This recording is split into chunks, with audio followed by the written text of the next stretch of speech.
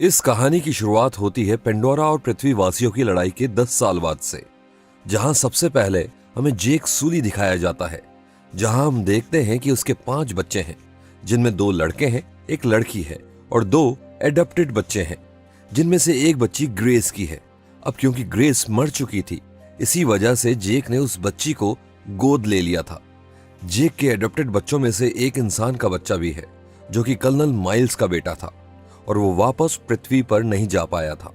और साथ ही पेंडोरा पर जो पृथ्वी का ऑपरेटिंग बेस था, उसमें अब पेंडोरा के वफादार पृथ्वीवासी ही रहते हैं, जहां वो सभी अपनी जिंदगी से काफी खुश थे। पर तभी एक रात जेक और नेत्री आसमां में देखते हैं, जहां उन्हें कुछ नए चमकते हुए सितारे दिखाई देते हैं, जिनको देखकर जेक समझ जाता है कि असल में इंसानों की स्पेसशिप है, जो एक बार फिर पेंडोरा पर हमला करके इंसानों को बसाने के लिए आ रही है।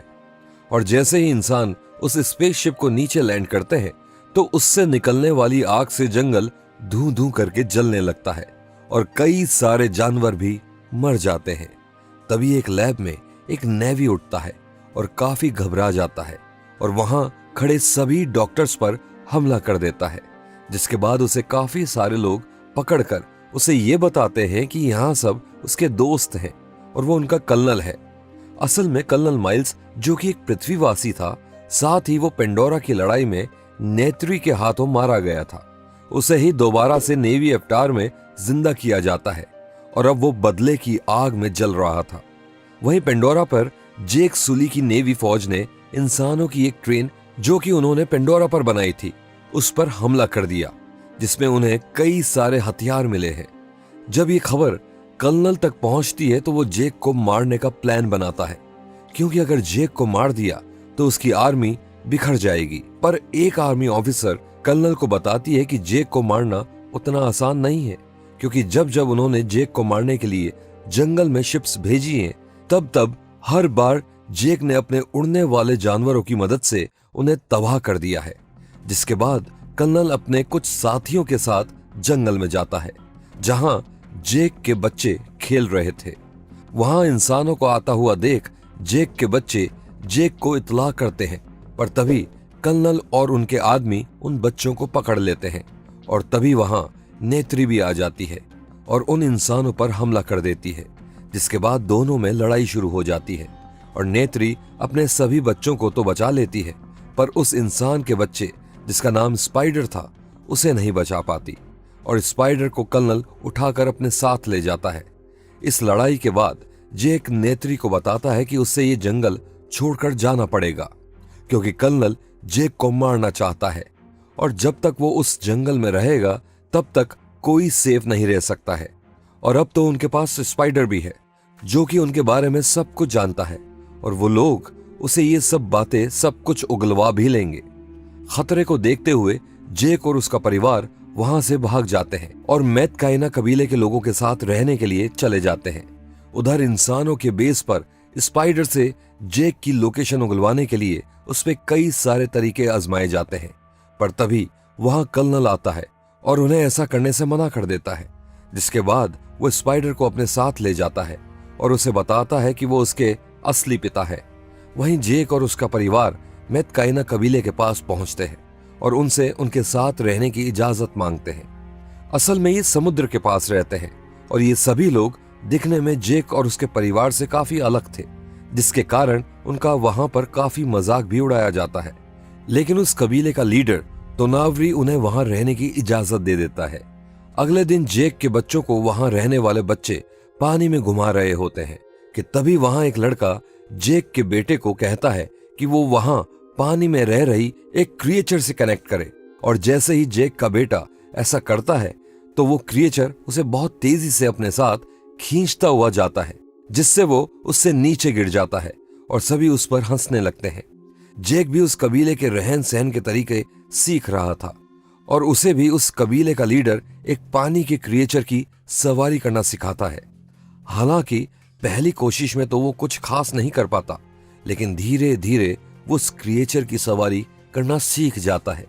वहीं दूसरी तरफ स्पाइडर कर्नल को पेंडोरा के जंगलों में ले आया था और वो उसे वहां के जानवरों से मिलवाता है और उन्हें उड़ने वाले क्रिएचर्स की सवारी करना सिखाता है और साथ ही वो उन्हें नेवी कल्चर से रूबरू भी करवाता है। अगले दिन ट्राइब के लीडर का लड़का ओनंग जेक की बेटी के साथ बदतमीजी कर रहा था कि तभी वहां जेक के लड़के आते हैं और लोक और ओनंग से हाथापाई कर लेता है। जब जेक को ये पता चलता है तो वो लोक को बहुत डांटता है और उसे ओनंग से माफी मांगने को कहता है। लोक ओनंग से माफी मांगता है पर ओनंग के दोस्त उसे भड़काते हैं ताकि वो लोक को गहरे पानी में ले जाए जहां काफी सारे खतरनाक जीव रहते थे। जिसके बाद ओनंग लोक को माफ करने का नाटक करता है और उसे वहीं गहरे पानी में घुमाने के बहाने ले जाता है और वहां ले जाकर उसे छोड़ देता है। तभी वहां एक बहुत बड़ा सा जीव आ जाता है और उस पर हमला कर देता है। वो जीव लोक को खाने ही जा रहा होता है कि तभी वहां पर एक पाइकन आ जाता है जो कि साइज में बहुत बड़ा होता है और एक वेल की तरह दिखता है। पाइकन आते ही उस जीव को मार देता है पर तब तक लोक का पानी में दम घुटने लगता है और वो बेहोश हो जाता है और जब उसको होश आता है तब उसे पता चलता है कि उस पाइकन ने उसे बचा लिया और जिसके बाद वो उसे उसके घर की तरफ ले जाता है। इसी बीच लोक को दिखता है कि पाइकन के जिस्म में काफी सारे हथियार घुसे हुए थे जिन्हें वो जिस्म से बाहर निकालता है और इसके बाद पाइकन और लोक की दोस्ती हो जाती है। घर पहुंचकर वो सबको बताता है कि पाइकन ने उसकी जान बचा ली पर वो सारा इल्जाम ओनंग पर डालने की बजाय खुद को दोषी ठहराता है। उसने गहरे पानी में जाने की जिद की थी और ये देखने के बाद ओनंग और लोक में भी सच में अच्छी दोस्ती हो जाती है। अगले दिन लोक अपने नए दोस्तों को बताता है कि पाइकन ने उसकी जान कैसे बचाई पर कोई भी उसका यकीन नहीं करता है। तो लोक उन्हें यकीन दिलाने के लिए फिर से पाइकन को बुलाता है जिसके बाद सभी को यकीन हो जाता है कि वो सच बोल रहा था। वहीं दूसरी ओर कर्नल जेक को ढूंढने के लिए निकल पड़ता है जिसके थोड़ी देर बाद वो एक आइलैंड पर पहुंच जाता है जहां वो वहां के रहने वाले लोगों से जेक के बारे में पूछता है पर उन्हें उसके बारे में कुछ नहीं पता था।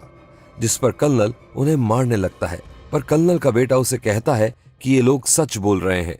जिसके बाद वो उन्हें छोड़ देता है पर जाते जाते भी वो उनके घरों में आग लगा देता है। ऐसा ही करते करते कर्नल नेवी के कुछ लोगों से जेक के बारे में पूछता है पर उसे जेक का कुछ पता नहीं चल पाता है। वहीं दूसरी ओर इंसानों को पता चलता है कि वहां के एक जीव तुलकुन के दिमाग में एक तरह का लिक्विड होता है जो कि इंसानों की उम्र बढ़ाने की स्पीड को कम कर सकता है और इस चीज के लिए उन्हें पृथ्वी पर अच्छे पैसे मिल सकते हैं। इसलिए वो सभी इंसान एक तुलकुन को ढूंढते हैं जो कि अपने बच्चे के साथ तैर रहा था और वो इंसान उसे पकड़कर मार देते हैं। ये सब स्पाइडर देखता है जिससे उसे बहुत दुख पहुंचता है। अगले ही दिन जब कबीले के लोग काफी सारे जीवों को पानी में मरा हुआ देखते हैं तो वो जेक से काफी गुस्सा हो जाते हैं क्योंकि इंसान उसकी वजह से वहां तक पहुंचे हैं। पर कबीले का लीडर उन्हें समझाता है कि जो हुआ सो हुआ, अब वो सभी इंसानों से मिलकर मुकाबला करेंगे। वहीं दूसरी ओर लोक पाइकन से मिलने जाता है जहां वो देखता है कि उसके शरीर पर एक तरह का तीर लगा हुआ है जिसके कारण वो हिल भी नहीं पा रहा था। असल में ये तीर इंसानों ने ही मारा था ताकि वो उससे भी मारकर वो एंटी एजिंग लिक्विड उसके दिमाग से निकाल सके। इसके बाद लोक अपने दोस्तों की मदद से उस तीर को निकालने की कोशिश करता है पर यह सब होता हुआ कर्नल भी दूर से ये देख रहा था। जिसके बाद वो उन बच्चों को कैद करने के लिए उन पर हमला कर देता है और जैसे ही कर्नल अपनी शिप लेकर वहां पहुंचता है लोक उस तीर को पाइकन के शरीर से बाहर निकाल देता है। जिसके बाद पाइकन उनको बचाकर वहां से ले जाता है लेकिन कर्नल के लोग बाकी बचे हुए कुछ बच्चों को जाल फेंक कर पकड़ लेते हैं और अपनी शिप पर बंदी बना लेते हैं। इसके बाद जब जेक को यह सब पता चलता है तो वो उस कबीले के लीडर को इस बात की जानकारी देता है। जिसके बाद वो सभी एक साथ अपने अपने जीवों पर सवार होकर और हथियार लेकर वहां पहुंच जाते हैं और वहां पहुंचकर जेक देखता है कि बच्चों को कर्नल ने शिप के आगे बांध दिया है। जिसके बाद कर्नल जेक से कहता है कि अगर वो उनकी सलामती चाहता है तो उसे शिप पर अकेले ही आना होगा कि तभी वहां अचानक से पाइकन पानी के नीचे से एक लंबी छलांग मारता है और उनकी शिप के बीचों बीच आ जाता है। जिसके बाद वो अपने फिन्स की मदद से आसपास के सभी लोगों को मारने की कोशिश करता है।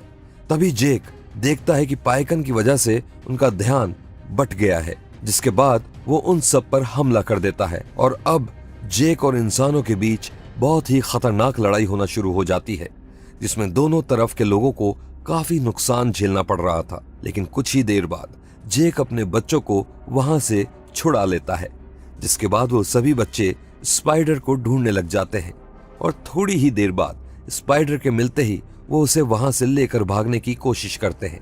लेकिन इसी जद्दोजहद में जेक का एक बेटा मारा जाता है और उसके 2 बच्चों को कर्नल दोबारा पकड़ लेता है। इसके कुछ समय बाद उसी रात को अपने बच्चों को कर्नल से छुड़ाने के लिए जेक बड़ी ही खामोशी के साथ कर्नल के शिप पर पहुंच जाता है, जिसके बाद वो वहां कई सारे बड़े बड़े धमाके करता है, जिससे उस शिप में हर तरफ आग लग जाती है और तभी वहां नेत्री भी आ जाती है और वहां खड़े सभी लोगों पर हमला कर देती है।